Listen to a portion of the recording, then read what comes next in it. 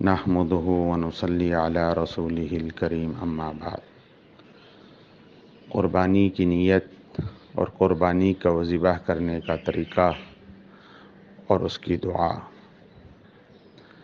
قربانی کی نیت یہ ہے کہ میں اس جانور کو صرف اللہ کی رضا کے لیے قربان کر رہا ہوں، اور جو چیز بھی صرف اللہ کی رضا کے لیے کی جاتی ہے اس میں مال حلال سے اس چیز کو خریدنا شرط ہے۔ اور اس کے ذبح کا طریقہ یہ ہے کہ جانور کو قبلہ رو بائیں کروٹ پر لٹائیں اور بسم اللہ اور اللہ اکبر کہتے ہوئے تیز دھار چھرے سے جانور کا حلق اور لبہ کے درمیان ذبح کیا جائے۔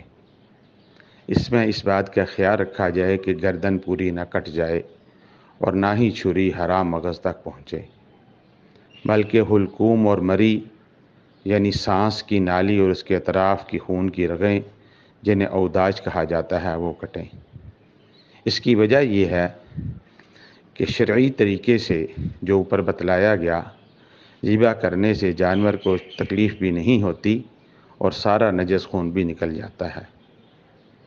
اس طریقے کے علاوہ باقی تمام طریقوں سے نہ تو بدن سے پورا خون نکلتا ہے بلکہ جانور کو بلا ضرورت شدیدہ تکلیف بھی ہوتی ہے، اور ہمیں قربانی کے جانور کو راحت کے ساتھ ذبح کرنے کا حکم دیا گیا ہے۔